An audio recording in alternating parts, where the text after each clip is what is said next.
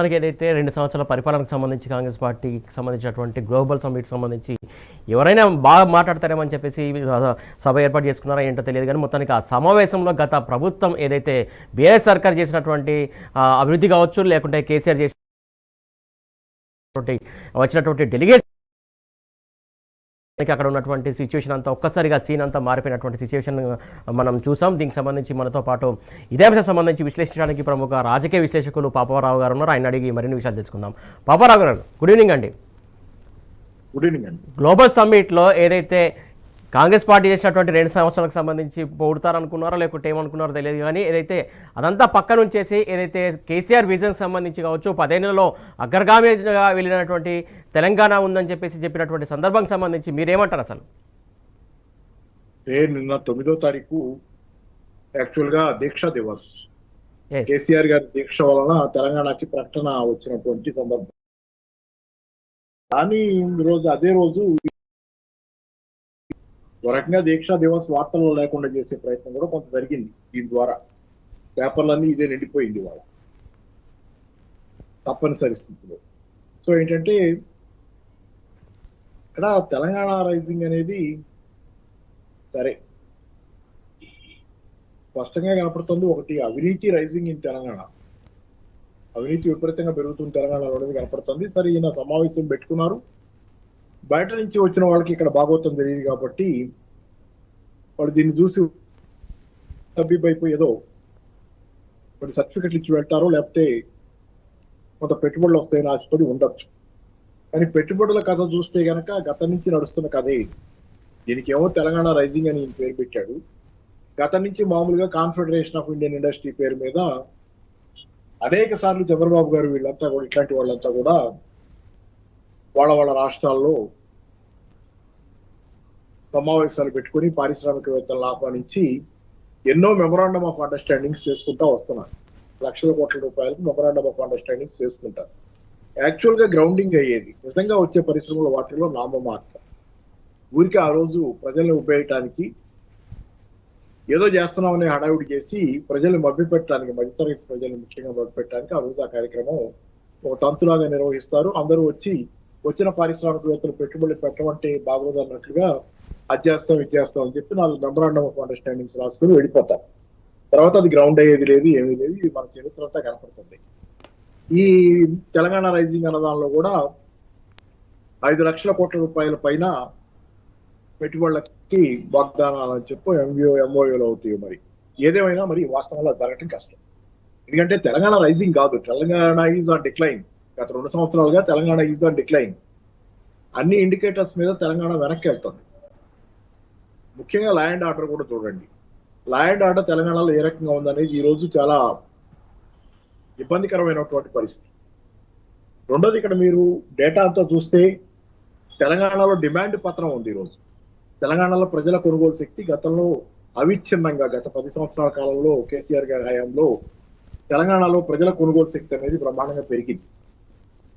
1,24,000 రూపాయల దాకా ఉన్నటువంటి తలసరి ఆదాయం తెలంగాణ ప్రజలది 3,50,000 రూపాయల పైకి పెరిగింది. ఆ రోజునే కేసీఆర్ గారు ఉండగా తెలంగాణ వచ్చినప్పుడు ఉన్నది 1,24,000 రూపాయలు సుమారుగా.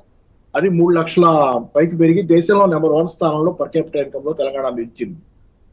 ఆ రకంగా ప్రజల కొనుగోలు శక్తి పెంచారు. అదే కాదు, విద్యుత్ వినియోగంలో విద్యుత్ వినియోగ యూనిట్లు, ఎన్ని యూనిట్లు తలసరిన విద్యుత్ వినియోగించబడుతుంది తెలంగాణలో అంటే అది కూడా భారీ ఎత్తున పెరిగి 1000 యూనిట్ల చిల్లర ఏదో ఉండేది, అది 2,000 యూనిట్ల పైకి పెరిగి డబల్ అయింది ఆల్మోస్ట్. ఏకడానికి ధాన్యం ఉత్పత్తిలో తెలంగాణ నెంబర్ 1 స్థానానికి దరిదాపుగా పంజాబ్ వేళను బీట్ చేసే స్థాయికి వచ్చింది. ఒక గణాంకం కాదు, ఉపాధి కల్పనలో, ఐటీ రంగంలో ఉపాధి కల్పనలో బెంగళూరుని కూడా అవుట్ బీట్ చేసి దాన్ని కూడా దాటి చివరికి వచ్చేసరికి 2023 వచ్చేసరికి బెంగళూరుని కూడా దాటి ఉపాధి కల్పన తెలంగాణలో జరగటం మొదలైంది. ఐటీలో, రియల్ ఎస్టేట్ అలాగే బ్రహ్మాండమైనటువంటి భూమి. ఇప్పుడు నేను చెప్పిన ఈ వీటన్నిటిలోనూ ఈరోజు పత్రం ఉంది. మళ్ళీ మాటకి విడివిడిగా చెప్పక్కర్లా, దారుణమైన పత్రం.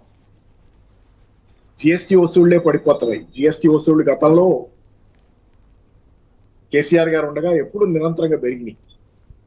చాలాసార్లు 2 అంకెల్లో కూడా పెరిగినాయి, భారీగా పెరిగింది. కానీ ఈరోజు పోయిన 2025 సెప్టెంబర్లో అనుకుంటా -5%.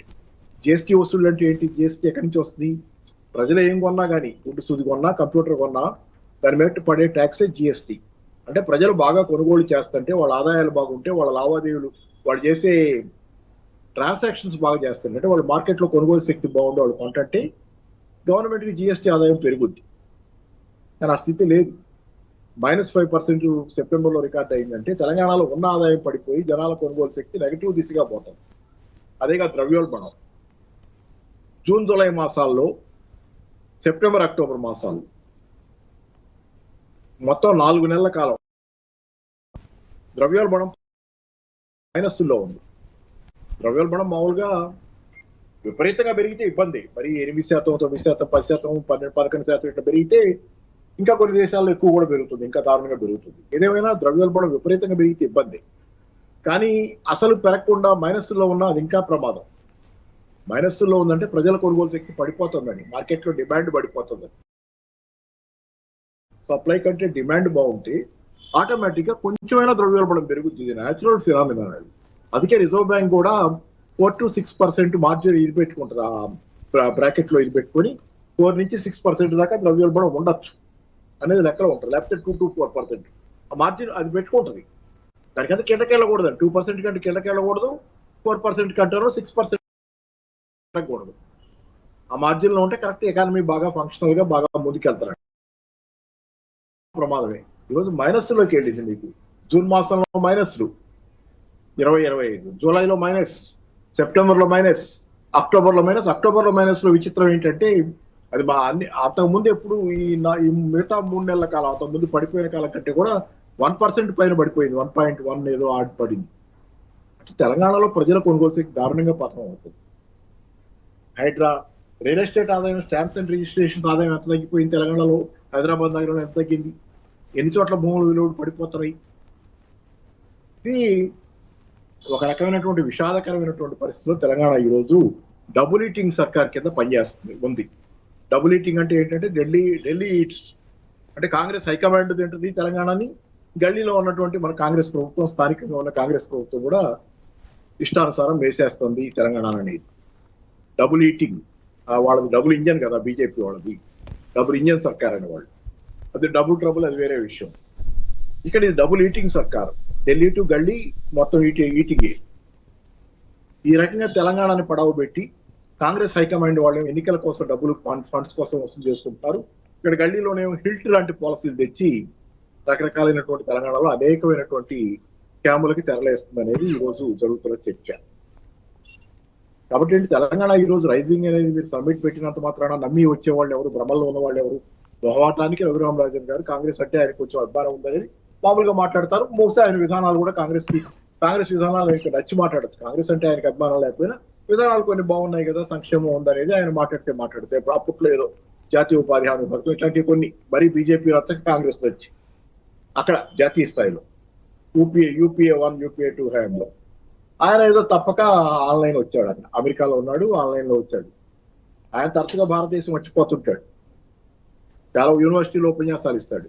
కానీ తెలంగాణ హైదరాబాద్ సమ్మిట్ కి మాత్రం, తెలంగాణ రైజింగ్ సమ్మిట్ కి మాత్రం రాలా ఆయన పర్సనల్ గా. దీన్ని బట్టి మీకు తెలియట్లా, పొద్దాకి ఇండియా వచ్చి చాలా విశ్వవిద్యాలయాల్లో అనేక చోట్ల ఉపన్యాసాలు ఇచ్చాయన, ప్రపంచం అంతా తిరిగి ఉపన్యాసాలు ఇచ్చాయన, హైదరాబాద్ రాలా. దీనికోసం సందేశం ఇచ్చి ఆన్లైన్ లో ఊరుకున్నాడు ఆయన.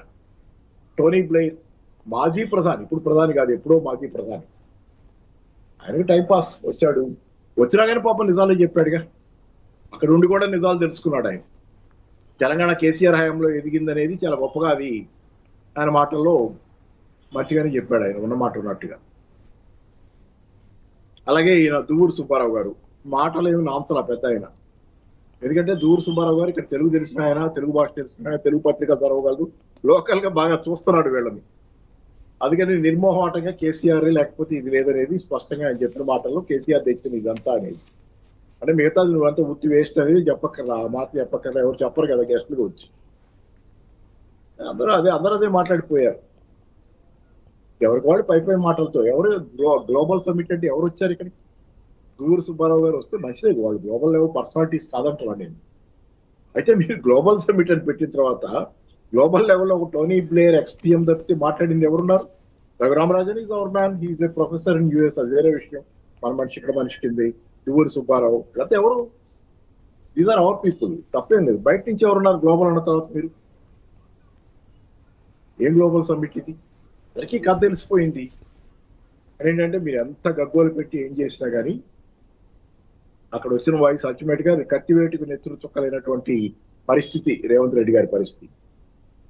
కేసీఆర్ గుర్తుంటే కూర్చోబెట్టి కేసీఆర్ గుర్తులన్నీ చెరిపేస్తాను, కేసీఆర్ కనపడకుండా చేస్తాను అని చెప్పినటువంటి వ్యక్తికి ఈరోజు ఆయన కూర్చోబెట్టి అక్కడ ఎవరికి వాళ్ళు కేసీఆర్ హయాం ఎంత గొప్పగా ఉందో ఆ పరోక్షంగానో ప్రత్యక్షంగానో ఏ రూపంలోనైనా కేసీఆర్ హయాం వల్ల 10 ఏళ్ల పాలన గురించి పొగుడుతుంటే ఏం పరిస్థితి ఉంది పాపం. డబ్బు ఆయన వృధా చేసి ఆయనకేం దిగులు ఉండదు అనుకోండి దాని గురించి, కానీ ఇంత ఖర్చు పెట్టుకుని అక్కడ అన్ని గంటలు కూర్చుంటే ఏమొచ్చింది? దురదృష్టకరమైన పరిస్థితి. రేవంత్ రెడ్డి లాంటి వాళ్ళు పాఠాలు నేర్చుకుంటారో లేదో నాకు తెలియదు. ఎందుకంటే ఆయన అవగాహన, ఆయన స్పృహ, ఆయన పరిధి, ఆయన పరిమితి దీనిలోనే ఉన్నాయి. రియల్ ఎస్టేట్ ఆలోచనలు దాటి ఎదగని స్థితి. మెస్సీ అనే ఫుట్బాల్ ప్లేయర్తో ఫుట్బాల్ మ్యాచ్ ఏదో మ్యాచ్ పెట్టాడు ఈయన. అవసరమా ఆయనకి? అవసరమా? ఏం సినిమా ట్రైలర్ లాగా మారిస్తుంది. ఏముంటది కదా తెలంగాణది? గౌరవనీయంగా ఎదిగినటువంటి తెలంగాణ ఈ రోజు చిల్లరగా చేస్తున్నటువంటి పరిస్థితి వచ్చిన తర్వాత అందరూ తెలంగాణను చూసి నవ్వుకునే స్థితి రాకూడదు. తెలంగాణ ప్రజలు చాలా సీరియస్ గా ఉండేవాళ్ళు. వాళ్ళకి న్యాయం అన్యాయం అనే విచక్షణ ఉంది, గంభీరమైన మనుషులు. అట్లాంటి మనుషుల్ని ఈ రోజు నవ్వుల పాలు రేవంత్ రెడ్డి ముందు పెట్టుకున్నందుకు నవ్వుల పాలు చేసే పరిస్థితి వస్తే తెలంగాణకి ఎంత దుస్థితి అది. పేరు చెప్తేనే అక్రమ పాలకులు ఎవరైనా సరే ఇక్కడ వణికిపోయే పరిస్థితి ఉండేది. ఎవరైనా నిలదీస్తారు వీళ్ళనే భయం. అట్లాంటి తెలంగాణని ఈ రోజు నడి రోడ్డు మీద ప్రపంచ వీధిలో నిలబెట్టి నవ్వుల పాలు చేసే హక్కు ఎవరికి ఇచ్చారు? రేవంత్ రెడ్డికి ఎవరిచ్చారు? ఇది జరుగుతుంది తంతు. కాబట్టి ఏంటంటే రేవంత్ రెడ్డి తాను నవ్వుల పాలు అవుతా, తెలంగాణను కూడా నవ్వుల పాలు చేస్తాడు. కాబట్టి ఎంత తొందరగా రేవంత్ రెడ్డి ఇవన్నీ ఏంటంటే పొద్దున ఒక నాటక రంగం మీద ఆడిన వికృత పాత్రాధారుల తాలూకు నకళ్ళుగా, లేకపోతే దాని తాలూకు మరొకరు నీతి ఆయోగ్ వైస్ చైర్మన్ కూడా సుమన్ బేరి కూడా ఏదైతే 2006 నుంచి అలాగే 2014 తర్వాత కూడా ఎకానమికల్కి సంబంధించి కొన్ని అంశాలు సంబంధించి ప్రస్తావించారు. దాని గురించి ఏమంటారు మీరు? సుమన్ బేరీకి అతని నుంచి నాకు కొంచెం అవగాహన ఉంది సుమన్ బేరీ గురించి. ఎందుకంటే సుమన్ బేరీ మాట్లాడిన మాటలను కొన్ని తీసుకుని నేను 2-3 వ్యాసాలు రాశాను, చాలా చోట్ల మాట్లాడాను. సుమన్ బేరీని నేను విశ్వవిద్యాలయాల్లో అక్కడ మాట్లాడేటప్పుడు, లేకపోతే కాలేజీల్లో లెక్చర్స్ ఇచ్చేటప్పుడు కూడా సుమన్ బేరీ ఏం చెప్పాడు, అది నేనే దాని గురించి నా వ్యాఖ్య ఏంటి అనేది కూడా చాలా సందర్భాల్లో court Suman Bery is very serious and sober guy. చాలా సీరియస్ గా సోబర్ గా ఉండే మనిషి. కాబట్టి వాళ్ళందరికీ అర్థమవుతుంది 2006 తర్వాత జరిగిన పరిణామాలు, 2014 తర్వాత జరిగిన పరిణామాలు సుమన్ బేరీకి తెలుసు. Why they should sell them sells here. ఇక్కడ ఈయనేదో భోజనం పెట్టాడు తీసి అని చెప్పి, ఆతిథ్యం ఇచ్చాడని చెప్పి ఈయన కోసం మాట్లాడరు వాళ్ళు. వాళ్ళకి ఎందుకంటే సీరియస్ పనులు ఉంటాయి, ఇంపార్టెంట్ పనులు ఉంటాయి. వాళ్ళు వచ్చింది చెప్పదలుచుకున్నారు, చెప్పారు, వెళ్ళిపోయారు. సరే, తెలంగాణ ప్రజలు కూడా ఆల్రెడీ అర్థమైంది. ఇక్కడ అర్థం కాదు ఎవరికి లేదు. వాళ్ళకి అర్థమైంది, వచ్చిన వాళ్ళ గెస్ట్లకు అర్థమైంది, ఉన్నటువంటి స్థానికంగా ఉన్నటువంటి ప్రజానికారికి అర్థమైంది. అర్థం కాదు ఒక రేవంత్ రెడ్డికి ఏం జరుగుతుంది అనేది. చాలా గొప్పగా చేస్తున్నాను అనుకుంటే ఇలా అవుతుంది ఏంటని ఆయన బాధపడతాడు తప్పితే ఆయనకి చచ్చినా అర్థం కానటువంటి పరిస్థితి ఉంది ఈరోజు. అర్థం కాని పరిస్థితి. తను ఏం చేస్తున్నాడో తనకి తెలియని, తనని ఇలా ఎందుకు రిసీవ్ చేసుకోవట్లేదు ఎవరు అర్థం కాని పరిస్థితిలో ఆయన అగమ్యగోచరంగా మిగిలిపోయినటువంటి ఒకే ఒక మనిషి ఆయన.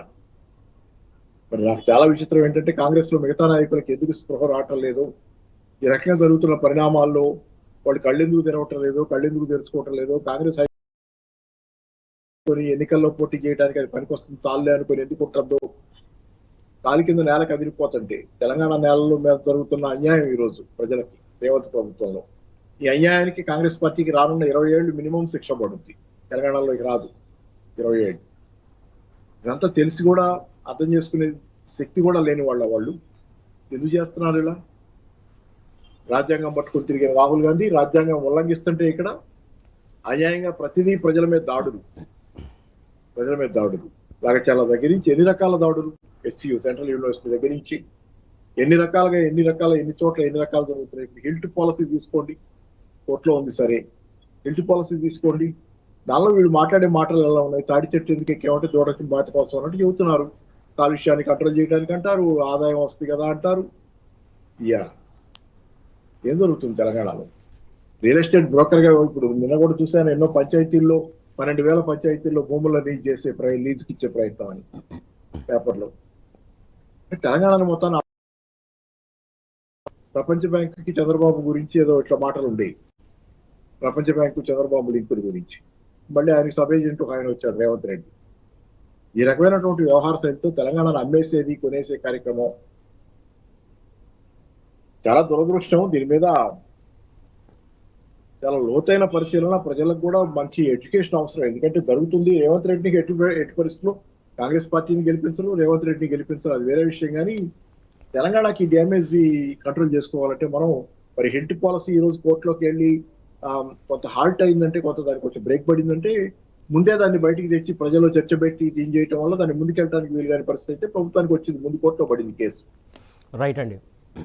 అట్లాగే ఏంటంటే ఈ రోజు ప్రజలకి చర్చ జరగాలి, ప్రజల్లో ఎక్కువ తీసుకెళ్ళాలి. ఏం జరుగుతుంది ఏంటనేది ప్రజలకు తీసుకెళ్లి ప్రజలతో ప్రజల నుంచి ప్రజల వీళ్ళని ఆలోచనలను మొబిలైజ్ చేసి వాళ్ళ సమాయత్తం చేయడం ద్వారా ఇట్లాంటి రేవంత్ రెడ్డి తన ఇష్టానుసారం ముందుకు వెళ్లే పరిస్థితి నుంచి తెలంగాణను కాపాడుకోవాలి. బాబురావు సార్, ప్రధానంగా ఇంతమంది ఇన్ని రకాలుగా ఇన్ని విషయాలు చెప్తున్నారు. ప్రధానంగా ఎకనామికలీ పరంగా కావచ్చు, అభివృద్ధి పరంగా కావచ్చు, మిగతా అన్ని విషయాల పరంగా కావచ్చు, ఎవరి ప్రభుత్వ హయాంలో అభివృద్ధి చెందింది ఏంటనేది క్లియర్ కట్గా చెప్తున్నటువంటి అంశం. ఇప్పటికైనా ఈ కాంగ్రెస్ పార్టీకి సంబంధించినటువంటి పెద్దలకు కావచ్చు, వాళ్ళకు ఆ ప్రభుత్వానికి కనువిప్పు కలుగుతుందని చెప్పేసి అంచనా వేయచ్చా మనం? వాళ్ళకి కనువిప్పు కలగ వాళ్ళకి తెలియకపోతే కనువిప్పు కలగాలి.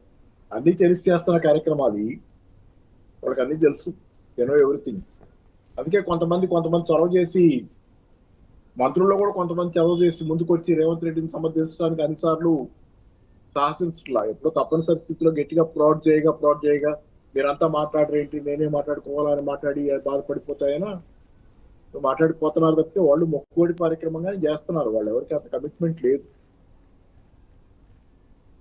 ఏంటంటే వాళ్ళకి ఎవరికి తెలియకపోతే మనం చెప్పచ్చు. రాహుల్ గాంధీ కూడా తెలుసు, ఆఖరికి తెలియదు ఏముంది. ఖర్గే అనలేదా రేవంత్ రెడ్డి గురించి ఎంత ఆగ్రహం ఉందో ఖర్గేకి మనం అనేక సార్లు వార్తాపత్రికల్లో చదివాం. అదే కాదు 6 గ్యారంటీలు లాంటి గ్యారంటీల గురించి, దేశమంతా వీళ్ళు ఇచ్చిన గ్యారంటీలు అధికారంలోకి రావటం గురించి కోసం కర్ణాటక కానీ ఇక్కడ కానీ ఆ గ్యారంటీల గురించి కూడా ఖర్గే నెగిటివ్ గా కామెంట్ చేశాడు. ఇది గ్యారంటీలు పోవాలంటే సరిగ్గా మనం అమలు చేయలేకపోతున్నాం అనేది. ఎవరికి తెలియదు? ఖర్గేకి తెలిసినప్పుడు ఇక్కడ లోకల్ గా వీళ్ళందరికీ తెలియదు. ఆ పక్కన వాళ్ళకి తెలిసే చేస్తున్నారు. అవినీతిలో భాగస్వామ్యమో మరి ఏదనేది వేరే ప్రశ్నలు, కానీ తెలిసే జరుగుతుంది. అన్ని తెలిసే చేస్తున్నారు. పిల్లి కళ్ళు మూసుకుని పాలు తాగుతుంటే ఎవరు చూడటం లేదు అనుకున్నట్లుగా ఉంది వ్యవహార శైలి. కాబట్టి అందరికీ తెలుసు. బహుశా మొదట్లో ఒక ఏర్పడ్డ మాట ఏంటంటే, ఆ మధ్య కాలంలో చాలా సార్లు మనం విన్నది కూడా, నెక్స్ట్ టైం అధికారంలోకి రావం, ఏదో ఈసారికి వచ్చేసాం, అదృష్టం బాగుంది కాబట్టి సాధ్యమైనంత పోగేసుకుని వెళ్ళిపోదాం అనే లెక్కలు ఉన్నారు చాలా మంది అనేది అనుకుంటున్నటువంటి వార్తల్లాగా. మనం ఇప్పుడు కాంగ్రెస్ వాళ్ళని కాంగ్రెస్కి అధికారంలోకి రావటంలో మీద ఉన్నటువంటి తాపత్రయం ముందేదో వాగ్దానాలు చేస్తుంది, అధికారంలోకి వస్తుంది, తన సంగతి చూసుకోవచ్చు అనేది. మిగతా వాళ్ళలాగా పెద్ద ఈ విషయంలో షేమ్ ఫీల్ అవటం ఏముండదు వాళ్ళకి. అధికారంలోకి రావటం ముఖ్యం. వచ్చిన తర్వాత సంగతి తర్వాత చూసుకుంటారు. ఆ తర్వాత సంగతి తర్వాత చూసుకుంటాం అంటే ఇదే మరి. అందులో రేవంత్ రెడ్డి ఉండగా ఇంకా అంతకంటే ఏమవుతుంది. కాబట్టి వీడికేం తెలియక కాదు, వెళ్ళి కళ్ళు మూసుకుని పాలు తాగుతూ చూడటం లేదు అనుకున్నట్లు అట్లాగే ఉంటుంది వీళ్ళకి. అది కూడా తెలుసు వీళ్ళకి. మేము మమ్మల్ని అందరినీ చూస్తున్నారని చేస్తున్నారు. పిల్లయితే పాపం కనీసం అది ఎవరు చూడటం లేదు అనుకుంటారు. వీళ్ళన్నీ తెలిసి చక్కగా చేస్తున్నారు. ఎవరికి తెలియదు కాదు ఇది, వాళ్ళకి తెలుసు, మనకి తెలుసు. They are believing in gas lighting అంటారు. గ్యాస్ లైటింగ్ అంటే చెప్పగా ఎదుటోళ్ళు నమ్మేస్తారు. ఒక మనిషి పక్కన చేరి అబద్ధాలను ఇదే నిజం, ఒక అబద్ధాన్ని తీసుకొని ఇదే నిజం అని 100 సార్లు చెప్తే వాడికి డౌట్ వస్తుంది కదా, నిజమేనేమో అని 2 సార్లు చెప్పినాక, లేకపోతే ఎందుకు జీవితాలు 2 సార్లు అని. అట్లా గ్యాస్ లైటింగ్ చేస్తున్నారు తెలంగాణ దేవంతో. చెప్పి అబద్ధాలు. కేసీఆర్ అప్పులు తెచ్చి తెలంగాణ అప్పులు పాలు చేశాడని ఒక అబద్ధం. అప్పుడు 7 లక్షల కోట్లు 8 లక్షల కోట్లు చెప్పి ఇంకో అబద్ధం. వడ్డీలు ఎంత కడుతున్నాం అంత కడుతున్నాం అని చెప్పి ఇంకో అబద్ధం. 7,000 కోట్లు కడుతున్నామని చెబుతున్నారు వడ్డీలు. ఇట్లాంటి అబద్ధాల మీద నడుపుకోవచ్చు అనేది డైవర్షన్ టాక్టిక్స్ మీద నడుపుకోవచ్చు వాళ్ళు నమ్ముతున్నారు. జనాలకి అధికారంలోకి వచ్చిన కాంగ్రెస్ పార్టీ అధికారంలోకి వచ్చిన కొద్ది నెలల్లోనే స్పష్టత వచ్చేసింది. వీళ్ళు దగా చేస్తున్నారు. అందుకే మనం ఈ పేపర్లో ఇంత రాసాము తప్పదు. నిన్న జరిగింది కాబట్టి అది మీటింగ్ జరిగింది, ఇంతమంది పెద్దోళ్ళు వచ్చారు, అంత ఎక్కువ రాలేదు. అది వచ్చిన వాళ్ళు ఎవరైనా కొంచెం పెద్దోళ్ళే మనకు తెలిసిన వాళ్ళు ఏదో మాట్లాడారు, వాళ్ళకి వచ్చింది. అందులో కూడా వాళ్ళు రేవంత్ రెడ్డిని పట్టించుకోకుండా తమ తెలంగాణ పెరగడానికి కారణాలు కేసీఆర్ హయాం గురించి పరోక్షంగానో ప్రత్యక్షంగానో చెప్పుకుని వెళ్ళారు. మరి పేపర్లన్నీ ఏదో ఒకటి ఎవరి పత్రం వాళ్ళ పేపర్లన్నీ నింపినాయి. ఏం నింపినా ఇదంతా మొత్త బెలూన్లో గ్యాస్ లాంటిది. ఏముంటుంది దీనిలో? రేపొద్దు నుంచి అంతా మామూలే, మళ్ళీ కథ మామూలే, యథావిధిగా నడుస్తుంటుంది. నేను రేవంత్ రెడ్డి గారి పాలనలో అంతకంటే సెన్సేషన్ ఏం జరుగుద్ది, అంతకంటే నిర్మాణయుతంగా ఏం జరుగుద్ది? ఏం జరగదు. ఈ రోజు పేపర్ నింపడానికి కాగితాలు అన్ని వేస్ట్ అయిపోయింది. ఆ బాధ, ఆ పనికిరాని పని కోసం అది జరిగేది లేదు, ఒరిగేది లేదు అంటాం కదా. దానికోసం ఇవాళ ఇన్ని పేపర్లు మనం అందరం తప్పనిసరిగా నింపుకోవాల్సి. ఇన్ని పేపర్లు నింపుకున్న తర్వాత ఈ పేపర్లన్నీ వేసి ఇవాళ వార్తలు నిజంగా ఏ వార్తలు జరుగుద్ది దీనిలో ఏమన్నా? ఖచ్చితంగా 99% కాదు, 100% జరగదు, 200% జరగదు. ఇదేమి ఈ రోజుకు టైంపాస్ చేశాడు, రేపటికి ఇంకోటి ఎత్తుకుంటాడు ఆయన, దాంతో టైంపాస్ మొదలు పెడతాడు. ఏదో సెన్సేషన్ క్రియేట్ చేయటం, వాటికైతే తాత్కాలికంగా ఇంకో ఉపయోగం కూడా జరిగింది. ఆయన చెప్పినట్లుగా కేసీఆర్ గారి దీక్షా దివస్ తెలంగాణ గురించినటువంటి చర్చ ఆయన చేసినటువంటి ఇదంతా సరే. వీళ్ళు ఎటు కూడా ఆ కాన్ఫ్లెక్స్ మీటింగ్ లో కాన్క్లేవ్కి వచ్చిన వాళ్ళు ఏది, సమావేశానికి వచ్చిన వాళ్ళు ఎటు, సమ్మిట్కి వచ్చిన వాళ్ళు ఎటు కూడా కేసీఆర్ గారిని మొత్తం ఇదంతా చెప్పి వెళ్ళారు. ఆ రకంగా వచ్చింది బయటికి. కానీ కేసీఆర్ గారి దీక్ష, దాని తాలూకా చరిత్ర అన్ని పేపర్లో పైకి వెళ్ళిపోయినాయి కదా అనివార్యంగా. మరి దీని వల్ల మరి పేపర్కి అంతే లిమిట్ ఉంటుంది కదా. కొందామని ఇది చేస్తే వాళ్ళు అక్కడ సమ్మిట్ లోనే బెట్స్ కొట్టింది. సమ్మిట్ లోనే కేసీఆర్ గారు పైకి వచ్చారు చర్చల్లో. ఏంటంటే మీరు ఎన్ని అబద్ధాలు ఆడదలుచుకుంటే ఆడండి, కానీ అంతకు ఎల్లకాలం సత్యాన్ని దాచిపెట్టలేరు. ఆ సత్యం ఈరోజు కనపడుతుంది. Right sir, thank you sir.